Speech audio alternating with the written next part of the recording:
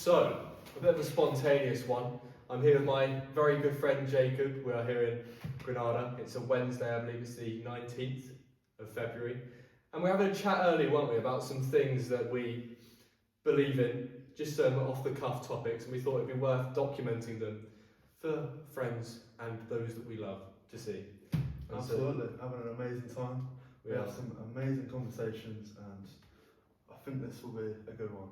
It will. So, the main reason that we got talking about what we were talking about, which is what we're going to get into, is because we thought that there seemed to be a lack of authenticity in the online space for men in particular, because those are the spaces that we're familiar with, but also just in general. There's just a bunch of people that are just going off to Dubai and living their life in the way that they want to live, but at the same time it doesn't really align with us, because that puts a lot of pressures on us to conform in different ways, whether it's monetarily or, you know, to have a certain lifestyle, have a certain harem of women or whatnot.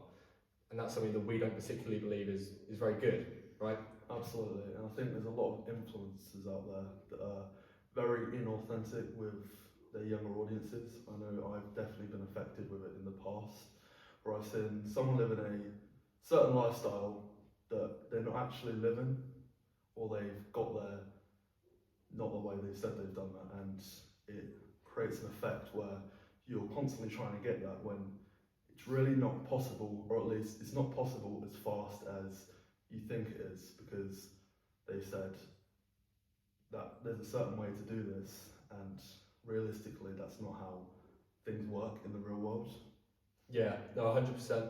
Because I think for me, it's like it puts a lot of pressure on me. Like, it's something that I've felt a lot recently. I know it's something that you've definitely felt in the past, and most likely most of the guys watching this as well. Is you see a lot of things in the online spaces in general when it's, you know, Fred from Toronto has just gone and made 150 grand and he's 18 years old, and last month he did 90 grand as well. And it makes you reflect on your own life and think, hang about, I'm only doing X amount per month. I mean, the average UK wage is like, what, 30 grand a year or something?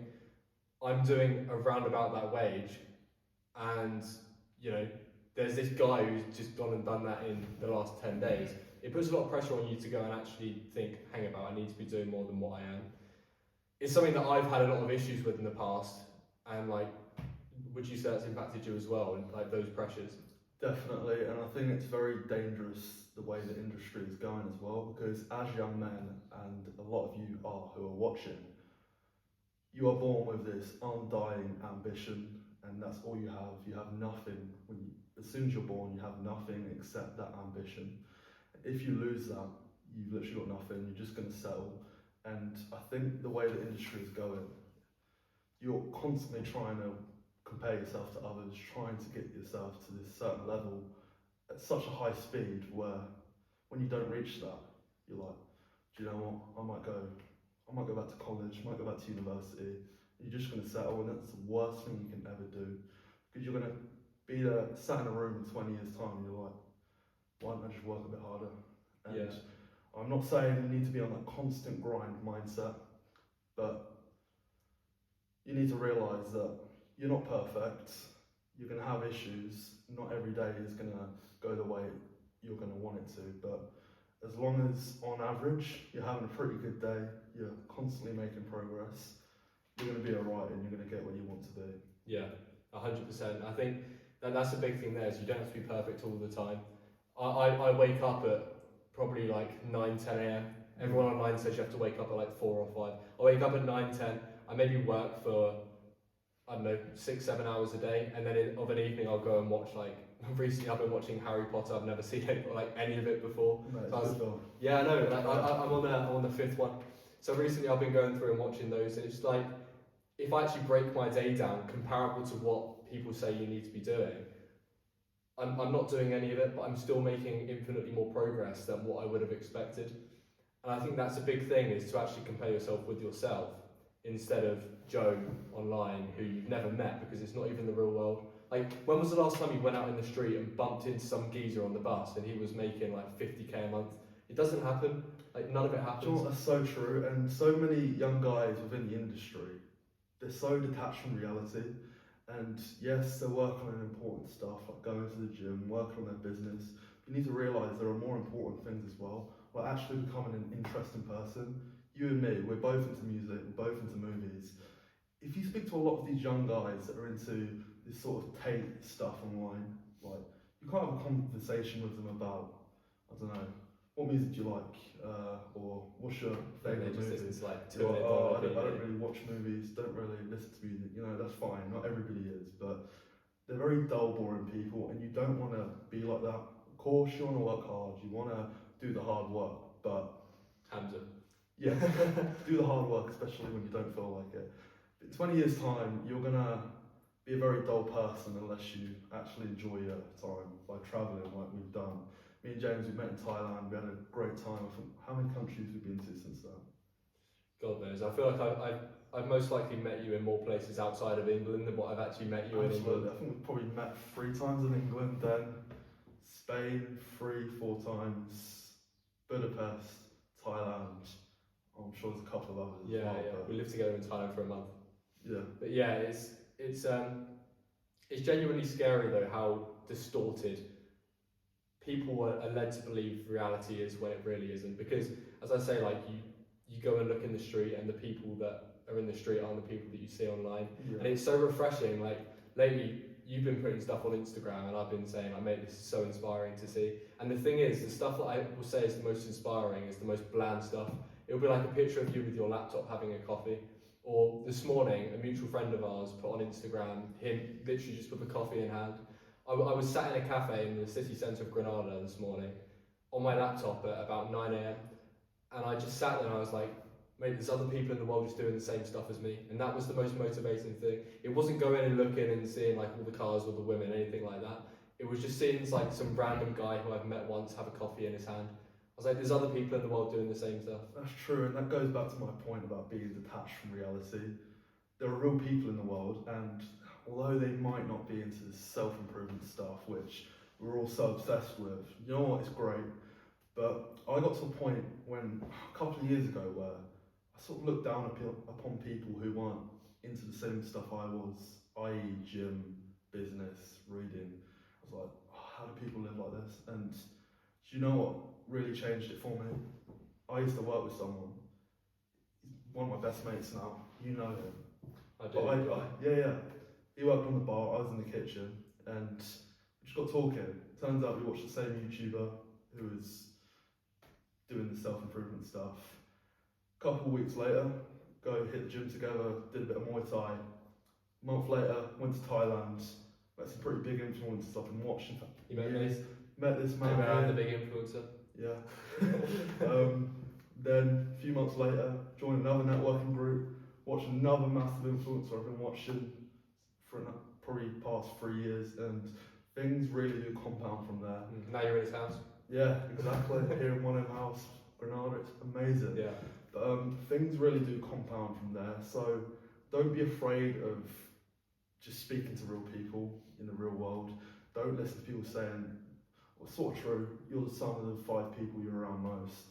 Yes, like day to day, I try and be around high value people, but don't be a snob. Don't look down upon people for not being into the same stuff as you, because everyone can provide you value, even though they're not into the self-improvement stuff. Yeah, I think we've discussed this many a time before, but there's kind of a bell curve that people go along, and I think the same bell curve can be applied to practically anything, whether it's like your exposure to money / your life expectations / the people you're around, any of it. There's the initial period where you start finding out about things in life, and prior to that, let's say it's money, right? So for me, myself personally, I was in uni 4 years ago, I was 18, and I started quote unquote self-improvement, which I think is a bit gay to like call it self-improvement and all that stuff. That alone is part of the bell curve where like you get on it and then like you go through it all and then it comes down the other side of like, I'm just a normal guy. But I got onto that and then realised that like money was a thing. And I remember sitting in university 4 years ago and thinking, hang about, I can make 10k a month, the big buzz number that everyone uses. That would be like the biggest life-changing thing ever. And it would, it absolutely would. I then went on the bell curve where I'd started here and I was going up, where suddenly I became so detached from reality where like we were around guys that were supposedly doing like 400, 500k a month, and your brain ends up going to a place where like it all just becomes numbers. It doesn't mean anything. And now my brain's come back down to a place where I'm like, hey, 4k, 5k a month, you can live like the most insane life. Like you don't need, yeah, like obviously snatch your hand off for 10k and above, right? But you don't need to go and have £1 billion a month to go and do something with your life. And it's the same 100%. bell curve with everything else. 100%. And as I said, we're going to be as authentic as possible. I'm still working a 9 to 5 job. Granted, I have a business on the side, I'm doing well. I'm still working a 9 to 5 job and I'm able to live this lifestyle where I can travel the world and work on my goals one by one. And yes, I don't want to be in that. I currently hate working a 9 to 5 job. It's not for me. I don't look down upon people that do it because it's a great way to live. You can provide for your family and some people can do that. I'm just very business focused and that's where I want to be. I want to be someone that can run my own business, be creative with what I'm doing, web design. Absolutely love what I do. But yeah, I think there's many ways to live a masculine, fulfilling life, and it's not exactly what these influencers say online. Yeah. It's just not. No, it's not. I mean, the lives that they preach are just ones where they can funnel you into a sales funnel and then, you know, behind their course, I'll make you rich. And in most cases, as is now commonly known, the way that they tell you they get rich is not the way they get rich, but rather monetizing the course, the course that will get you rich in the way that they preach. So all of it is a bit backwards, and again, like for the billionth time, it isn't reality. You go out in the street, these people don't exist. You go out in the street and the average person has no money. The average person like probably gets the bus to work because they probably can't afford petrol or something. I don't know. I wouldn't be surprised if that's actually a statistic that most people get the bus, particularly if it's like a short drive. Especially in London as well. Yeah, especially London. I mean, that's just a different ball game where the prices are just like ridiculous. 100%. But yeah, like the world is so different from what people would have you believe online, because I mean the thing that really pisses me off lately is the amount of Russell Brand videos that I've seen where it's like just this whole like I'm not calling him controlled opposition, but it's this whole thought of like it's us against them, it's us against them. Go out in the real world, that doesn't exist. Like I don't care if like X genre of people rule the world. Like go out in the real world, they don't exist. Like maybe there's some guy up there who like puppeteers everything, as everyone says. He probably is, but it doesn't actually matter. Go live. Go and get on the bus as you would anyway. Go and walk as you would. Go to the same coffee shops you would anyway. Why are you so obsessed with the fact that some random guy who you will never know his name rules the world and you'll never be able to do anything about it? Go and change what you can change. 100%. I think that comes back to just living in the real world. As you said, you look at the average person, no one's on more than 2-3 grand a month. But you need to look at them and ask, are they, every day, are they taking the actions to get themselves out of that position? And it's not about being on the grind all the time, like that fucking 500 push-ups a day. It's about these small little efforts that you put in, like going to the gym for 45 minutes. You don't need to go for 2 hours like most people do. You know, day to day, I've got a 9 to 5, but in the mornings I'll be in the gym for about 45 minutes. I'll run to and from the gym. When I come back, I'll work on my business for about an hour or two. And then there's really no more than that. I'll speak to my boys every now and then. And I've seen my life compound massively from just these small little efforts that I put in day to day, and I think that's the best way to do it. And I think that's even more effective than that grind mindset, because no one's ever got rich from doing that. Like, as much as they say they have always been disciplined, they've never gone off, they've slept with all these women, and 100% disciplined grind mindset all the time. The biggest contradiction. Yeah. Slept with all these women, 100% grind mindset. Yeah. Constantly grinding. That's a different type of grinding. But no one lives like that, because I think it's impossible to live like that, because eventually your brain shuts down and says, oh no, you need to rest. And you end up taking, from my experience, you end up taking months off at a time after a period like that, because your brain just hasn't got enough willpower for it. Yeah. So you need to be as sustainable as possible. And as someone that's constantly struggled with diet, I think sustainability comes into a massive play with that, as well as all areas of life. Every day I like throw in some sort of like treat, snacks, something in just to Wait, you keep don't going. only eat eggs like every Mate, bit of every day? constantly. Like, what? Eggs, fucking steak, all I eat. That's it. But Nothing else ever. Nothing. I drink only ever water. I go to the gym for 2 hours a day. I work for 18 hours a day. I sleep for 1 hour. Like, it's a shit that I have you believe. Yeah. But every area of life, just make it sustainable. Ask yourself, could I do this for the next 30, 40 years of my life? And that's how you do it. Yeah. Because there's no other way. Like, you have to be, as long as you're on the right path at 80% of the time, the other 20% of the time you go and, like, whatever your vice is, you go and do your vice. The thing that I've found out about myself recently is the majority of my day is like done by, to be honest, like 4 or 5 p.m. Like, if I can get to 5 p.m. and like have completed everything that I need to have done up until that point, and then by 5 p.m. I succumb to like vices and I go and watch TV or whatever I do. That, by like, even doing that, I've won 80% of the day, because albeit the period between waking up and 4 or 5 p.m. isn't 80% of the day, that's actually 80% of my win rate can be done in that time period. Nothing happens after 5 p.m. for me. I guarantee for a lot of people it's similar.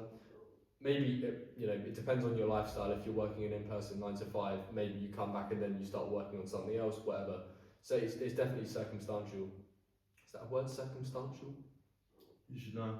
I should know. Maybe it is, maybe it's not. People know what I mean. We'll find out. Yeah, I'll have to go look it up after. But yeah, like it's not a case of go and do everything right 100% of the time, because it's not sustainable. And this is something that you and I seem to be preaching this all the time. And I think you agree as well, and correct me if I'm wrong. But the people that just go money, money, money, and don't actually go and work on themselves in other areas of their life, like go and actually become an interesting person, become someone that's cultured, that's something that I'm very big on. I allocate time to learning about a wider range of topics, almost as much time as I allocate to working. Because I think the worst thing that you could do, I've got a theory on this, the worst thing you can do is go money, money, money, literally nothing else for 10 years, hustle and grind, get to like whatever age you get to, make a bunch of money, and then have nothing else about you and your personality. People will go to that position and then they'll find a girl that they like, and they'll say, oh, but she's a gold digger, she only likes me for my money. What else is she going to like you for? All you've done for the last 10 years is just go and make money, 12 hours a day. All I do is wake up, gym, make money. What the fuck else have you got about yourself? You're just the most boring, bland guy ever that probably pisses off to Dubai. Like, you're not actually an interesting person. I allocate like 3 hours a day, and to be honest, like, this isn't the whole hustle and grind thing, that's probably nearly as much as I work in a day. I allocate that to just go and research in something else. Like, I went and researched about like cravats and neckties and suits and stuff. The cravat came about in the 17th century because Croatian mercenaries went to Paris, and cravat means croat in French, and croat is obviously Croatian. Okay. And in October they have like National Cravat Day in Croatia. I just go and learn about random stuff, because you never know when it comes back. The amount of times I can even say, like, I've been on a plane. I was coming back from Paris one time, and some guy sat next to me. I was like, oh, here we go. I didn't get the free seat next to me, but nonetheless, we go. It's only like a 40-minute flight. Honestly, you get up in the air and you're like, mate, we're coming down already. We've only been in the air for 10 minutes. I was sat next to this guy, and he was like, oh, I've just come back from Estonia, and he was in Latvia and Lithuania as well. And even just being able to know the capital city, I was like, oh, were you in Tallinn? And he was like, oh yeah, mate, I was. How did you know? Blah, blah, blah. We had a conversation about Tallinn, Riga, and Vilnius, the capital of Estonia, Latvia, Lithuania, because he'd been to all three. And just because I knew that, I was able to ask, okay, what did you prefer, why, etc., etc. It opens up so many doors for conversation in areas that you wouldn't expect. And it's something that I massively preach on, because I think if you just go money, money, money, and you're not a normal person, you're the most boring guy. I don't care how much money you make, like, just, yeah, pay the bill and piss off, because I don't want to be around you. Yeah. Do you know what? A concept I love is the straight seven system, and that is not being perfect in all areas, but look at, like, you got this really overweight guy, not very good looking, but he's a millionaire. Yes, he may be able to get some slag that's willing to marry him, but he's not going to be fulfilled, is it? No. I might have to cut that bit out. No, I better stay in. Authentic, as I said. But if you're well-rounded in all areas of life, you're instantly just going to be, you're going to dominate in all areas of life. Yeah. Like everyone's going to look at that guy and like, mate, he's killing it. Just because he's got all the box ticks. Got all the box ticks. I'm sure you'd agree. Yeah, no, 100%. That person is so much more interesting and such a better person than the one that's just gone and in straight 7 terms, gone and became a 10 in one thing and then just left everything else to the wayside. Yeah. I'd much rather be the all-rounder. Like, one of my life aspirations is to just become a person that can have a conversation with anyone on a topic matter that they're interested in. And I'd love to go up to you and you'd be like, I love donkeys, and me be able to go like, oh, do you like baby donkeys or big ones? And like, just to be able to say what the name of a baby donkey is, it's probably really common knowledge, I just don't know. I don't know either. Okay, maybe I'm not making too much of a fool of myself there. I'd much rather be the guy who's on like 5k a month, a good wage, but it's not 10, 20k a month. I'd rather be on 5k and be really interesting and have everything else in my life sorted out and have the assets and whatnot, than be on 10k a month, but you're the most bland guy and you haven't and you've negated everything else in your life. I think what a boring way to live. Like, yeah, you go and live the money, but no one likes you. Everyone just uses for your money because what else can they like? So true. It's like about having all those box ticked, and it goes back to just being a general interesting person. That'll get you so much further in life.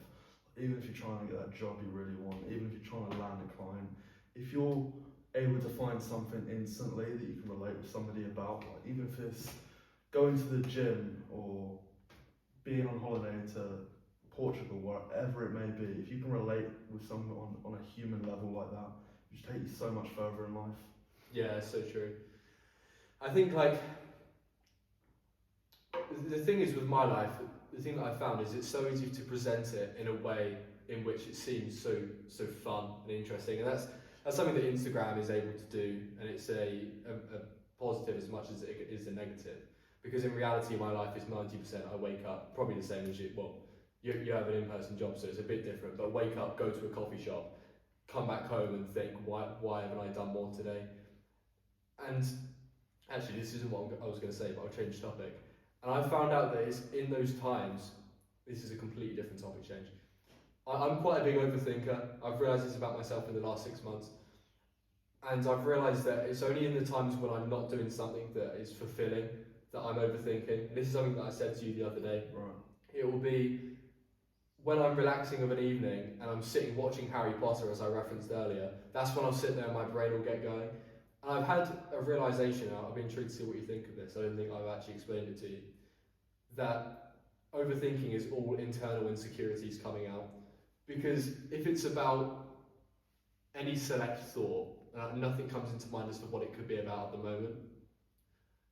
When I'm fulfilled, when I'm working, when I'm in the gym, when I'm researching something, whatever that will be, I couldn't give less of a shit. It's only when I'm not doing something, I'm sitting thinking, oh, is that an issue? Is that going to come up?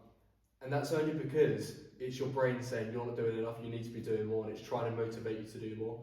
That's a belief that I've had recently where I've actually changed my phone lock screen to this, but I think it's a positive or inverted negative feedback loop of overthinking leads to being unproductive, leads to overthinking leads to unproductivity. This is why it's my phone lock screen, so I always forget it. Unfulfillment leads to overthinking, leads to being less productive, which leads to unfulfillment. Or inverted, it's fulfillment leads to being more productive, which leads to no overthinking, which leads to more fulfillment. Do you know what, like, that's massive, and I might have to take that from you, because overthinking is a curse for young man, and I know I've been haunted with that massively. When do you overthink most? I think I overthink daily, and it leads to procrastination. I said this to you yesterday about goal setting and how it can be a bit detrimental and a bit damaging, because you already know what you want in life. I know what I already want in life. I want a loving family, I want to live in a big house, and having a lot of money. I already know that. I don't need to write it down.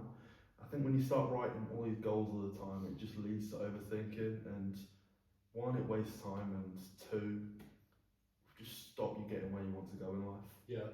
Do you notice any correlation in what you're doing when you start overthinking? Like, is it because for me it will be when I'm relaxing. It'll be 10 p.m. and I'm laying in bed, or it will be I'm walking around the house and I haven't got really anything specific to do, and my brain will start wandering to places.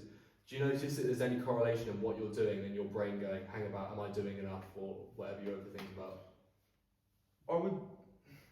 I think when you're doing something, it never happens because you've got someone else to think about. It's always when you're like sat in bed or something, sat on the sofa. But I think another reason it can be massively damaging is because, as an example, I've jumped from diet to diet to diet in the past, training program to training program.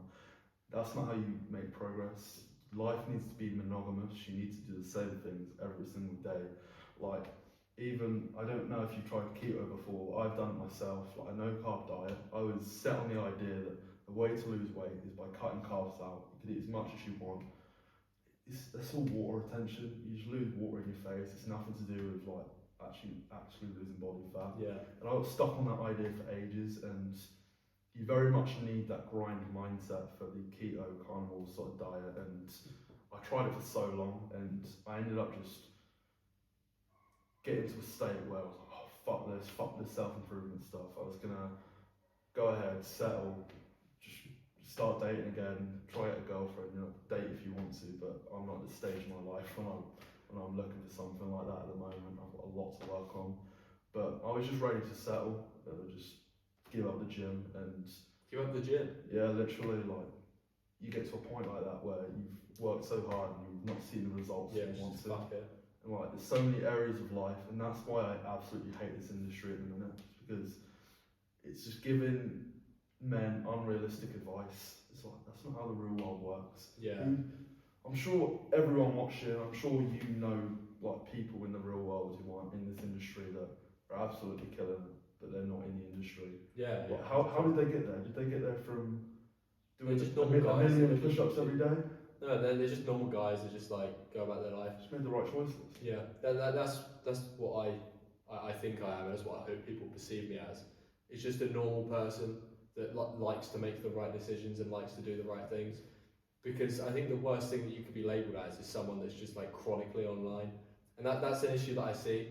And because again, as I said at the start, there's like a bell curve where like you go into the chronically online phase and then you come out of it. Everyone's at their own place on that. I think I'm coming out of it now. I wouldn't be naive enough to say that I'm fully out of it, but I'm certainly on the way down. And when you're at the top of that, when you're at your chronically online phase, where every day you're just consuming all this stuff online and looking at these clickbait titles and thumbnails that actually mean nothing and are a bit stupid. When you're in that and you see people calling that group of people incels and stuff, you're like, oh mate, that's just cope, like they don't get the grind, man, and all that stuff. And then you come down the other side and you're like, no, it is a bit gay. Like, it is a bit weird to be like, bro, what's your Whoop sleep score? Mine's at 87%. How'd you get up to 89, man? It's like, it's got a time and place, 100%. But for me, it's a bit over the top. And I think like on their own, because I want to clarify that point, on their own, like they're okay, because it's a relatively normal thing, Whoop score, it's just the first thing that came into my head. But it's when you start doing that in conjunction with other things, and you start being like, how much money do you make, man, and all that stuff. You're not a normal guy if you're going around asking how much money people make. Like that, you don't bump into people in the road and go, how much money do you make, mate? It's finding vulnerabilities, and that leads me into like social media. And I've just thought of this, like, think before social media, like any form of television, people were just so influenced by the music they listened to, Music, they really started on music. I know you love your music, but no. Just their interests. Like, just think about what social media does. You're consuming all this media day to day, and if it's not that's the issue with reels. Like, you don't choose what you see. Like, at least with YouTube videos, you can click, oh, this is about how to build muscle. This is about Harry Potter, for example. You Hey, you make it like I'm a mega fan. Is it like 4 movies? Right, guys, Harry Potter podcast. But yeah, at least you get to control what you watch. That's the issue with like social media and scrolling. Like it's very unpredictable. You don't control what you consume, and I think that is like extremely damaging. Yeah. How is your relationship with social media? I'm not gonna go out there and say I don't scroll through Instagram reels every now and then. Like I send you a few every now and then. Every day. Every single day. Yeah, I'm not gonna go ahead and say that. Yeah. Like even influencers I follow say they don't watch social media. I see them like stuff. Yeah, it's a bunch of crap. Honestly, like, I wake up every day and I scroll Instagram for like 10-15 minutes. The thing is though, people will say this is cope, but I don't think it's a bad thing. I think like, yeah, if you're going to go do something like that, just go and do it. Like if you want to go and scroll Instagram for 10-15 minutes in the morning when you wake up, but because everyone online is like, you can't do that, gotta be straight out of bed and do 50 push-ups. Yeah. Bunch of shit. 100%. You just get on your phone and scroll if you want, and then get out of bed and do it. But how inauthentic is this? That the people that say, don't watch social media, they've built their whole brand off of short form content. Mate, they're out there like hiring like 87,000 guys to go and do their short form. They've literally got affiliate commissions, so young guys can go ahead, create entire accounts for them. You lot know who we're talking about. I don't know why we're not saying their names, but they've got affiliate like codes that people actually get paid as soon as they get people into their community. Yeah. So don't scroll all day, but like it's very hard not to scroll every now and then. It's about like limiting about all this like delayed instant gratification content. I'll be honest, I probably scroll on Instagram for like 30 minutes a day. 30 minutes a day. But the thing is, like, I think a lot of it is perception. I don't look, and people will say this is cope, but I don't look at it and say, oh my god, that's one of my vices. I need to really cut that out. Like that's so bad. To be honest, I look at it and I'm like, I actually do enjoy it, and it's quite funny, isn't it? Yeah, it's funny. I'll send you some shit. Yeah. If it's like 20-30 minutes a day, like, there's worse things I could be doing.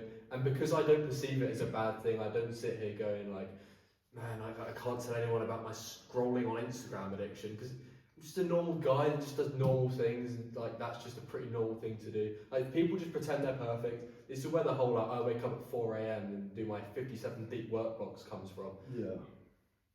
No one does that. They're not normal. Guilt is a very like damaging thing as well. Yeah. I know I've been affected with this personally, where again you see all these influencers living a fake life. Oh, does so and so scroll through social media every day? Does so and so eat junk food? And like when you start feeling guilty, like you get to a depressed state where you just keep consuming this content to like give yourself a little boost, and it's a constant cycle. You need to break that.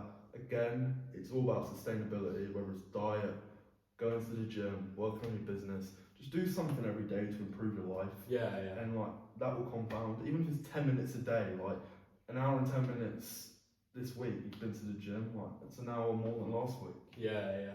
It makes such a difference, because the way people live versus the way that they preach to live is so different. And the thing is, it's because 97% of the time there's a reason. It's because mainly them monetizing it in some capacity, whether it's directly through ads or whether it's like through a product or service. They'll be monetizing a lifestyle that they're selling to you that isn't actually the reality that they live. Something that I wanted to get onto with you was like, I've only known you for like what, a year and a bit? Was it? A year and a bit, 2 years. Thailand, to be fair, Thailand was about a year and a quarter. Thailand? Yeah, okay. So plus 2 months on that. So about a year and a half. I've known you for about a year and a half, and you've changed a lot in that year and a half. I like to think I have as well. Over the course of all that, how would you say your happiness has changed? Because you've come such a long way, just in terms of like fitness-wise. You've had a fight since then. Starting a business with the web design and everything. You've been on such a positive trajectory, and I don't know the answer. You might say, mate, I'm a billion times happier. I'm gonna absolutely surprise you. Go on. You probably will agree, even though you don't know what I'm gonna say. I'm not sure what you're gonna come out with. Nothing's changed at all emotionally. Every day I feel the same. Yeah. And it's just, I don't get depressed. I don't like get overly happy.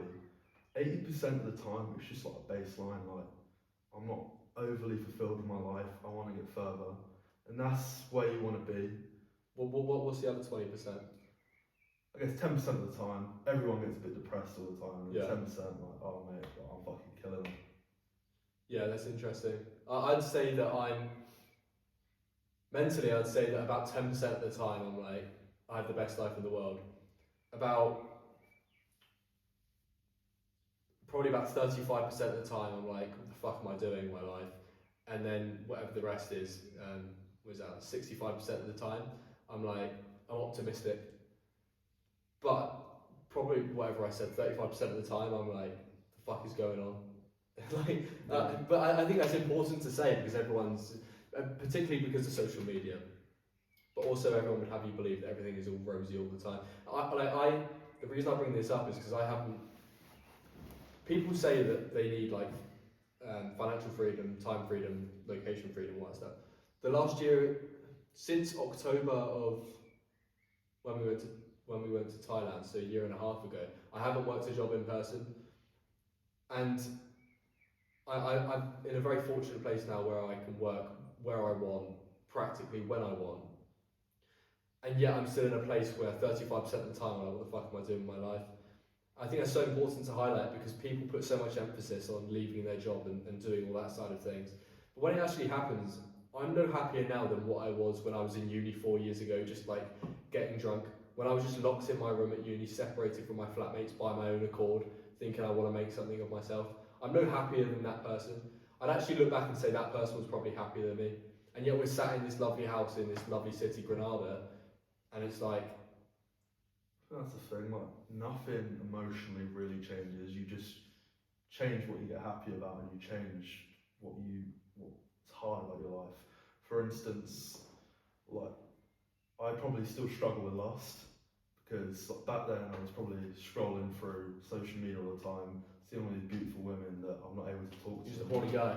Yeah, and now I'm probably at the opposite end of that, where I'm looking for like the higher value sort of women. And What's a high value woman to you? so that's changed a lot as well. I think back then I was probably trying to sleep around a lot, trying to get with the girls that were covered in makeup. The Essex ones. Yeah, basically. Now I think religion plays a big part. Sorry to all my Essex friends. Oh. Do the accent. No, I'm not doing that any Go on. accents. No. Religion, you're not religious, are you? I'm questioning it. It's something I want to be part of my life. I think it's a fantastic way to raise a family, but I'd love to be religious, but I'm trying to logically work it out in my own head because it's a very difficult transition to make, I think. I'm the same. I'd love to, I'm not religious, but I'd love to be. But I wouldn't want to run after religion. I don't want to chase. I want it to chase me. I want it to like naturally come into my life. I think it's a trait that I'd so love to have about myself. Like, I'd love to go to church on Sunday and that be me, but I don't want to force that into being me. I want it to authentically come. If it comes, it comes. I'd love it. If it doesn't, it doesn't. But it's something that I massively respect. It's something before that I didn't really appreciate, but now I do because I think the values in it are so important, just for society in general. How do you think your views on women has changed, like from all this influential content to sort of stopping to watch that? Because I know a lot of the young guys out there really do look down upon women, and I think that's changed for me recently. Yeah. Like, because you instantly put women on a pedestal, like from watching both porn online plus watching all this Andrew Tate stuff online. There, I said it. But is that now, guys? He's gonna come kill me. But you instantly put women on a pedestal by just giving it so much attention, like having to have like this mindset. Come on, like they're people too. You can have a conversation with them. They're people too. Like the minute you stop putting girls on a pedestal and like just have a normal conversation like you would like us now, like, Yeah. you'll get so much better results. No, 100%. I think it's not quite a bell curve, but you go through the thing of like women on a pedestal to like, the fuck is this? Get back in the kitchen. That type of fucking weird shit. Which is what that content does. Yeah, it does. And then you go back to a normal place where they're just like, no, they're normal people. Like, I want to do everything for them. Do you know what I mean? Like, I wouldn't ever. I wouldn't ever want to. How do I say this? I would always want to be the one to go through the shit for them. That's so true. And although again, don't watch that content. Men are different. Men and women are very different. Like I think the woman should be very family orientated in a different way to a man. I want to be out there working my business, trying to provide for my family every single day, plus work on myself on the side. But I want to be able to rely on a woman to raise amazing children. Yeah, I think it's Keep the household going. Like they're both extremely important roles. Yeah. Like you can't outweigh one or the other. Like, Yeah, you they're both can't. as important as each other. Yeah, I think that's one thing that's massively skewed online, and I think it's something that Tate got. The thing is, controversial. Tate says a lot of things that are true, but he says them in ways to piss people off because. A good example, our mutual friend, who's one of the properties, is Chris. He has a concept called the male advantage. If it was Andrew Tate's thing, it would have been called the female disadvantage, because it's just a way of it's just a way of pissing people off. A lot of what he says is true, but the way he says it is completely wrong. So I can't actually remember why I brought this up. What did you say? It was about how both gender roles are as important as each other. That was it. Yeah, like Andrew Tate and that space, which now appears to be a lot of everything you see online, and I think that straddles further than just, you know, self-improvement content. I think it's just Instagram. Social media in general would almost have most guys believe that men are better than women, or so true. Or there'll be this like. What a good point on this as well. I'll let you go into it in a second. There'll be this weird controlled opposition, like the women are oppressing the men and the men need to rise up. And I'm not even some like weird feminist. I just think that they're obviously equal. Like it's kind of obvious to me. So true. Maybe you have to go through the bell curve thing to see it, but like men are better at some things and women are better at others. Like I think it's obvious. And I think that's been massively taken away from women. It's sort of like their role isn't important. Like looking after the house, like raising family. Like You're gonna get done for that I one. don't know. Looking after the house, cooking the food. Yeah, but like that's so important. Like it's just an amazing part of like raising a family, and for that to be taken away and like be spoken so bad about. But of course, I'm gonna be like, oh, I want to go have this career and like go for it. Like have an amazing career if that's what you want to do. But of course, women aren't gonna want to raise a family if they're being spoken about like this. Yeah. The other side of it is I actually don't know how much of it women truly see. And I know women get a lot of shit, but what I'm saying is the narrative that is pushed to men. Women don't go on Instagram and see Andrew Tate. Women don't go on Instagram or wherever they see any of this content and see the people that are pushing the narrative that, like, you know, women should get back in the kitchen and all that shit. You know, obviously they're exposed to it, but when a guy goes on Instagram, the average guy, I mean, not me, mine are all cat videos, but genuinely, if I go on Instagram now, I'm actually convinced to do it. If I go on Instagram, it's all just cat videos and shit. But, okay. There's a cat. It's in the good stuff. Okay. We'll scroll in on this. Huh? We'll scroll in on this. Yeah, we'll zoom in to see if we can get it. Probably some racist meme in there now, maybe. I shouldn't say no, mate. I'm not racist, guys. Very brave opening that up. No, that's right. Probably a friend from a notification from one of my friends. What was I going on to say? Yeah, women aren't exposed to the same stuff. The average guy would go on Instagram, and not now, but 3 years ago, would have just seen Andrew Tate saying like, "Women are shit, women are shit, women are shit," and then there'd have been some. I mean, it's a different topic on its own, but there'd have been some like 16-year-old kid who's in school just regurgitating it all. And then there'd be another 16-year-old kid regurgitating Hamza content. Like, Hamza. How influential did you like see Andrew Tate being like when you probably weren't popping off when you were at school, but like university, for example? I was in uni. I think it was in late in my first year, and I went through the bell curve of like, mate, this guy's so good. I want to listen to everything he says, because I think people see Andrew Tate and they either see him as an absolute idiot, they see him as everything he says is true, or they see him as what he says is true but he's saying it wrong, but I see what he's saying. I was, what he's saying is true, he's saying it wrong, but I see what he's saying. So it didn't impact me in a way where I was going around and looking at women and thinking, you're shit. I never got anything like that. But he was a big motivating factor for me at that time. And whilst I sit here and say that now he is a bit of an idiot, I'm grateful for what the motivation that he gave me at that period of time, because it did indeed drive me. Because before, we can get onto networking groups and everything, but before I knew of other people in the world that even thought in a similar way to the way I do, the only thing that I could do, for reference, I was in uni at the time. I was in a flat of however many people, I lose track, and I had one friend, our mutual friend Harry, who I got on really well with, but at that time, he still sort of wasn't really, on board with the whole self-improvement stuff. And so for me to go and try and connect in any way with other people, my only option was to go online and look at the time, Hamza, Andrew Tate, and that was pretty much it, to be honest. And so I'm grateful for that, because that was sort of my introduction to the world of trying to be more. And they probably could have been better people for it, but I'm grateful that they were there nonetheless. Yeah, I think I love the industry and I hate it, and it's like a big sales funnel, because what the trend I've noticed is everyone seems to get into the industry through Andrew Tate. That's like the first stage. Definitely, yeah. He's the exciting storyteller. Everyone relates with him. Grew up in Luton, pretty close to me. Didn't have very much, same as me. And then you watch guys like Hamza, or there's a few others out there, and it's more of the meditation stuff and like the actual getting those values about you, the actual realistic stuff.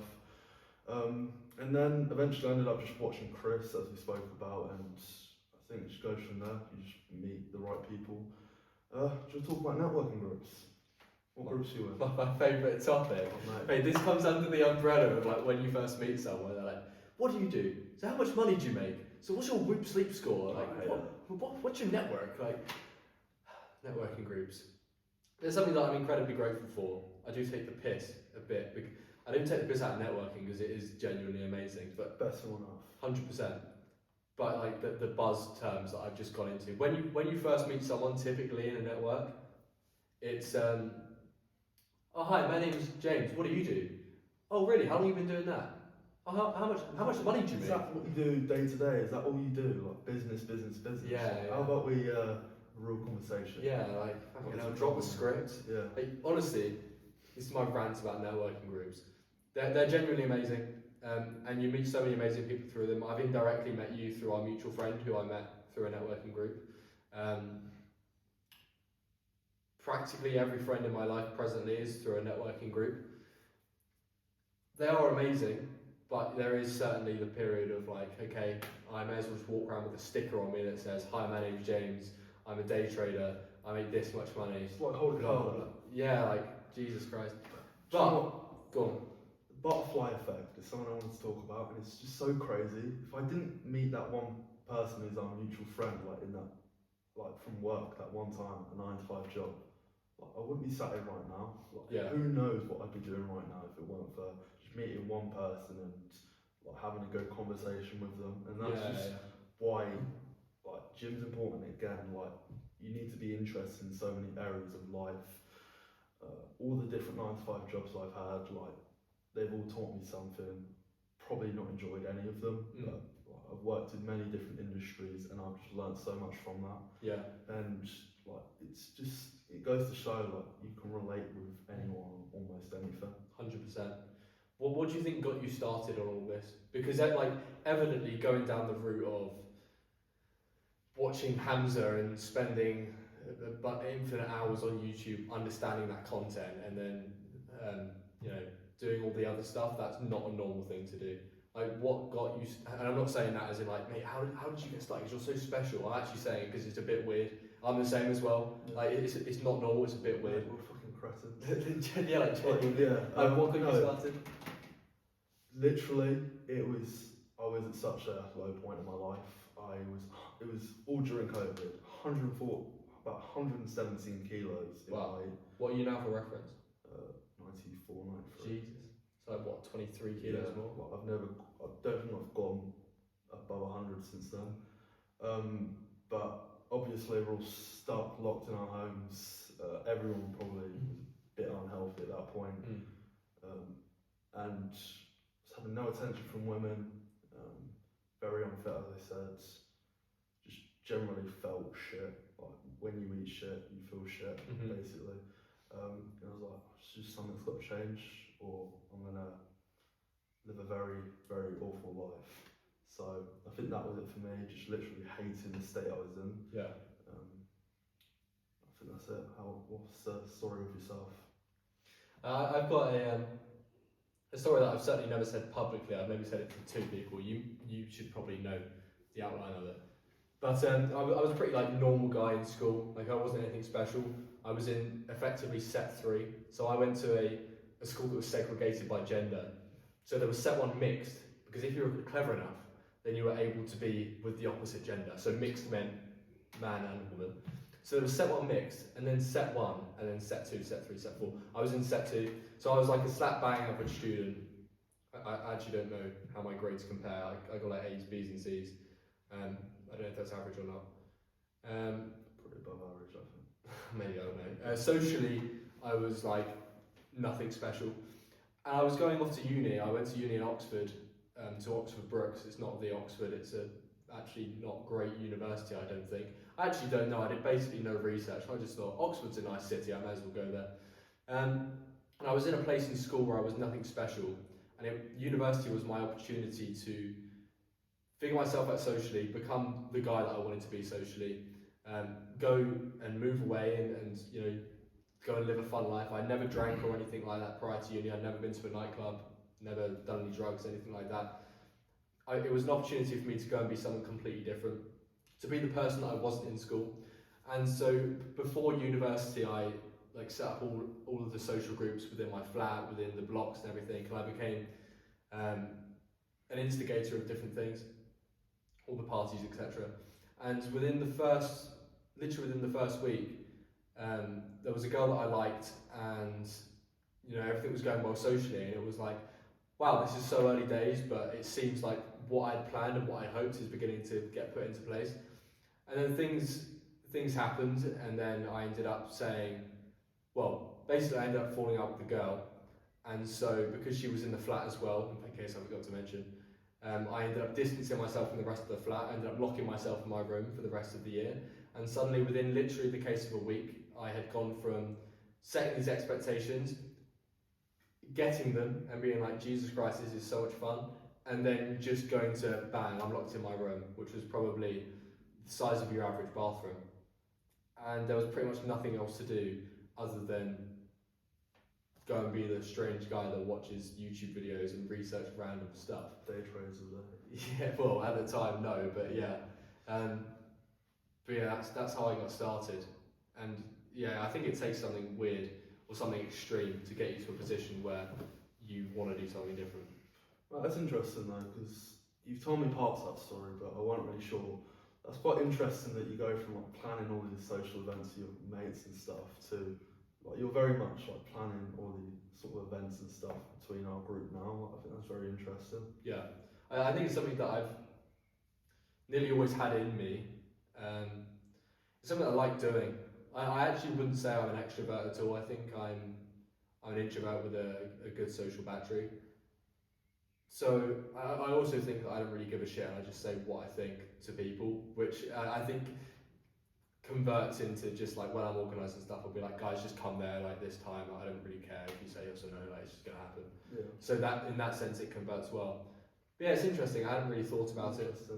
As well as that, I think that's also very interesting that you'd see yourself as an introvert who's pretty socially active. I see myself as the opposite of that. I love social interaction, but I think I'm usually quite a quiet person in the room, but I love social interaction. Yeah, do you have anything else on your list you want to talk about? Nothing comes to mind. No. Nothing comes to mind. No, it's been a fantastic conversation. It has been very interesting. I don't know how long we've been going for, if it's been like 30 minutes or an hour and a half. And I'm not going to know by checking my phone either because I have no clue what time we started. But pretty long conversation, I think. It has. We'll end it there. If it goes well, if we get 1 billion likes, then we'll do another one. Yeah. Fine. What should we set this like go up? 3 billion?